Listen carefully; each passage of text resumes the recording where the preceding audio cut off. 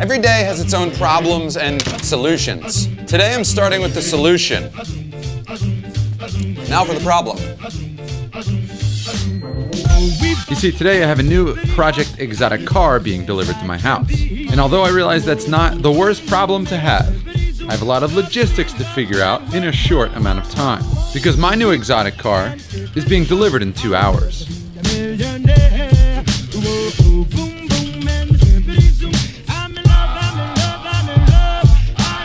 Oh, and I forgot to tell you something very important about our new car. It doesn't drive, it doesn't start, and it doesn't even roll. Not even a little bit. But I'm hoping Harbor Freight can help us with that.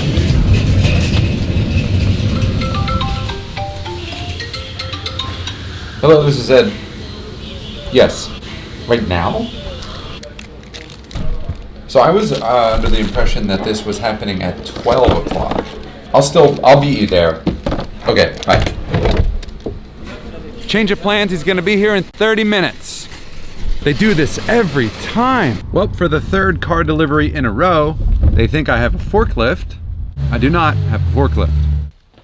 I'm thinking the only way it actually gets off the truck is with a combination of towing straps, wheel dollies, a few cement mixing containers, and can jam. We are so screwed. I do, however, have a good friend named Andre who has that white truck. I guess it's obvious at this point, we bought an Audi R8. We are in trouble. Trouble because the belly pan of our new Audi R8 is resting completely on the frame of the trailer. With 3 out of 4 suspension corners completely destroyed, 2 out of 4 wheels smashed with flat tires, this Audi R8 is completely beached. So with our straps that we bought from Harbor Freight, Andre's dad's 2-wheel drive pickup truck, and an English-Ukrainian language barrier, it takes not 1, not 2, not 3, not 4, but 1 good push and 5 good pulls out of Andre's truck before this Audi R8 landed in the street. Yes. Yes. Although the car now sitting in the road really didn't get us much closer to my garage than it was on the trailer. So we lifted the car at each corner and placed it on a Harbor Freight wheel dolly, only to find out that wheel dollies don't roll very well on asphalt. All right, ready? 1, 2, 3. So thank God for Andre's truck. Thank God. Something broke over there. But with a little perseverance, a few helpful hands, Andre's truck, my wife's 4Runner, and a few bad ideas, the Audi R8 eventually found its way into my garage. Oh my God. So much better. Are you kidding me? Well, that was a really fast-paced morning, faster than I like to get anything done. So I'd like to slow down and introduce to you a new to me Audi R8.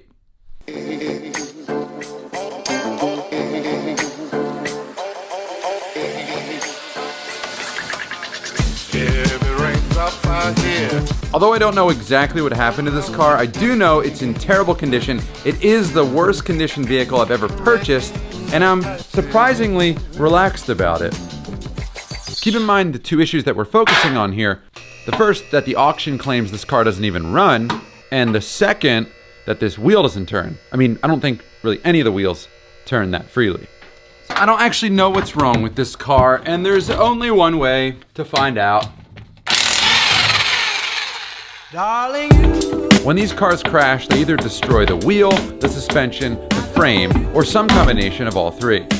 Although the wheel is totally bent in just about every way that it could be, I don't see anything wrong with the suspension, which is hard to believe.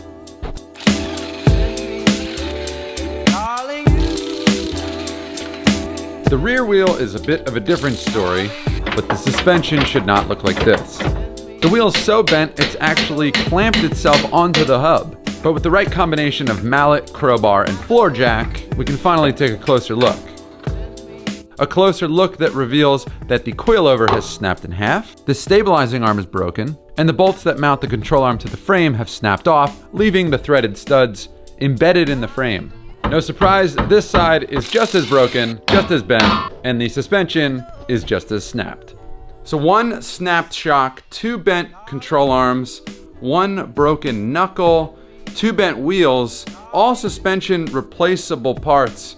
We should have a rolling R8 in no time. But can we get it to start? I'd love for the next step in this process to be car cleaning and detailing. There's one thing we need to figure out first. Does the engine run?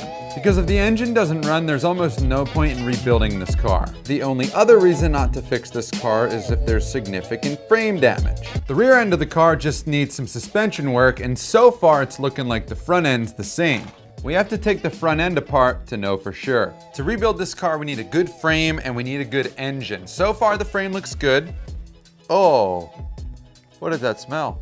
Rodents. It smells like rodents. We need a good frame and we need a good engine. So far the frame looks good, but there's one spot in the front we need to check. Quite an interesting design out of Audi that you have to take off the whole frunk in order to get to the battery. I mean, are we surprised? I'm not surprised. And as I look closer, I'm seeing that it looks like you have to take off the windshield wipers just to get this frunk apart. In another stroke of genius, thank you, Audi. Or Lamborghini? Who actually designed this car? That's the battery inside the frunk.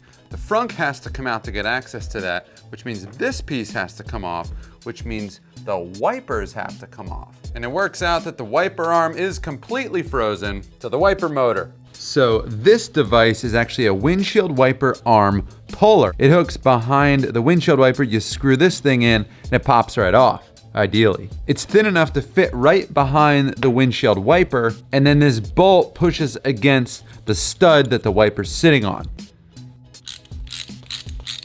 And then it just I think it just pops off. Did it pop? Oh yeah, it popped.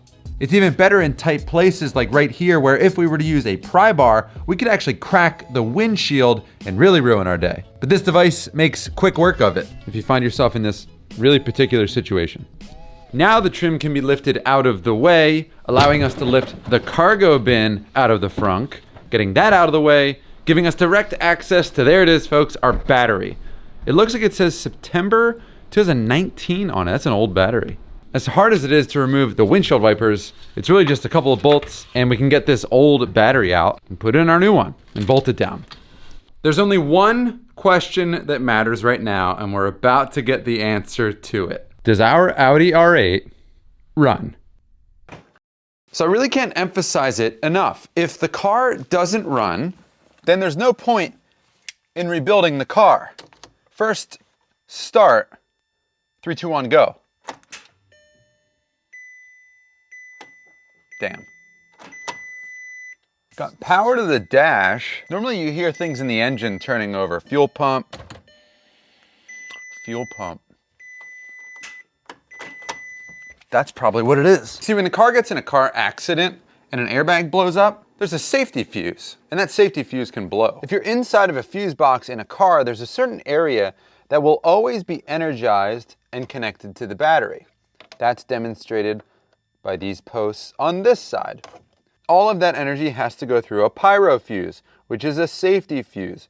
So on one side of the pyro fuse, plenty of power, and if I check the other side, I can't get my little handheld device to light up like that. Looks like we got a bad fuse. So in order to test that theory, we're just gonna get rid of the pyro fuse. I'll disconnect the battery, disconnect the fuse, and just make it so the entire car has plenty of energy coming from the battery. It's dangerous, but a good way to test to see if this is our issue. Well, it's not dangerous, but. So now with the pyro fuse effectively bypassed, like a broken record, is our R8 gonna end up in the junkyard, or does it run?